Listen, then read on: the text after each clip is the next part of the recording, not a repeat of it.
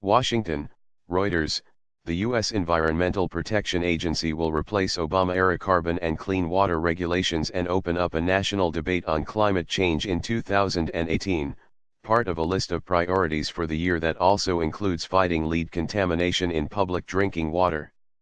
The agenda, laid out by EPA Administrator Scott Pruitt in an exclusive interview with Reuters on Tuesday, marks an extension of the agency's trademark's efforts under President Donald Trump to weaken or kill regulations the administration believes are too broad and harm economic growth, but which environmentalists say are critical to human health. The climate is changing. The trademark's not the debate. The debate is how do we know what the ideal surface temperature is in 2100.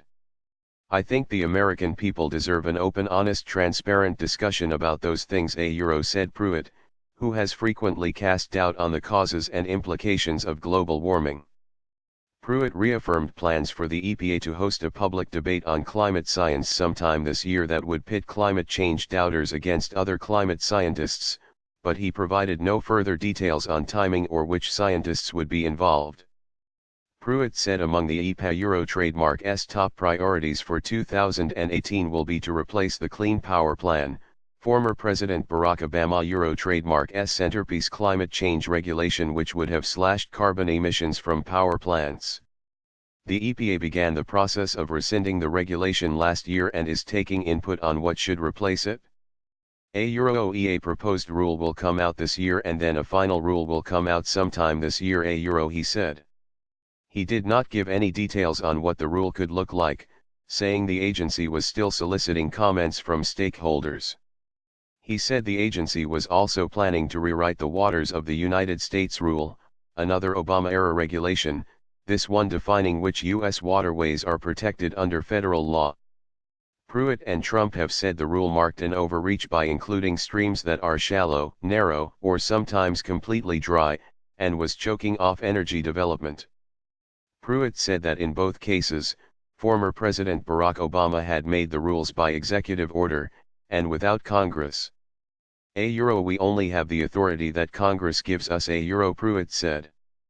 Pruitt trademark's plans to replace the Clean Power Plan have raised concerns by attorneys general of states like California and New York, who said in comments submitted to the EPA on Tuesday that the administrator should recuse himself because as Oklahoma Attorney General he led legal challenges against it. Biofuels and staff cuts. Pruitt said he hoped for legislative reform of the U.S. biofuels policy this year, calling it a substantially needed and important because of the costs the regulation imposes on oil refiners. The renewable fuel standard, ushered in by former President George W. Bush as a way to help U.S. farmers, requires refiners to blend increasing amounts of biofuels like corn-based ethanol into the national trademark's fuel supply every year. Refining companies say the EPA-administered policy costs them hundreds of millions of dollars annually and threatens to put some plants out of business.